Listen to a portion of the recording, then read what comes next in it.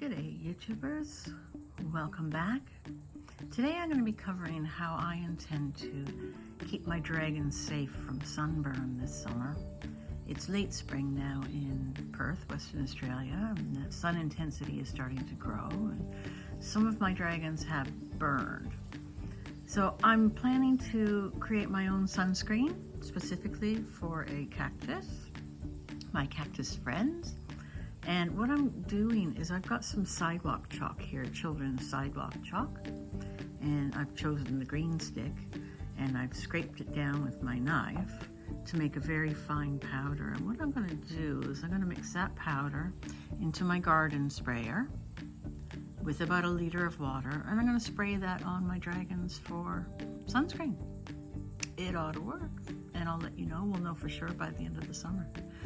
Now, if you find this tip helpful and you found this video because you're Googling for dragon fruit, know that I have a specific dragon fruit channel as well as my general gardening channel where I cover many kinds of fruit trees and other little tips and tricks for growth in the garden. So I'll put links in the description to the alternate channel if you want to follow along. Pretty soon I'm going to be doing some videos on dragon fruit breeding, a breeding program that I'm developing myself to see if I can get something interesting out of it. But before we get to making that film, we're going to mix this up, we're going to spray it on some plants, and I'm going to show you how it looks. My dragons that are up against a fibro fence here. On the fence side is south, so in Australia that's the non-sunny side. The opposite side is north, so they're going to be taking the full northern sun, and that's going to be heating up that fence behind. And I think they'll do okay with the heat, but I don't think they'll do okay with the heat and the sun at the same time, so I'm just going to give these a spray down.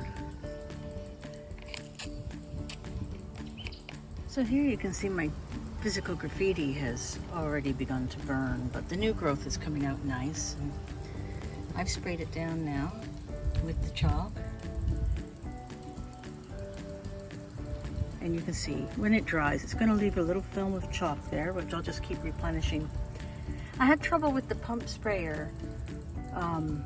It was clogging up the nozzle, so I discovered that just a cheap little thing like this actually worked the best. You can get a nice fine mist of chalk, put onto the stems, and when that dries, it'll leave powder, and that should be some sunscreen for our beloved dragons. Anyway, thanks for watching. Hope you enjoyed it. If you want to see me talk only about dragons, I've got a channel called Tessie's Dragons. You might be on that right now, or you might be at my other channel, My Effin' Garden, which talks about all the fruit trees I've planted down my long driveway and all over my property here in Perth, Western Australia. Thanks for watching, everyone.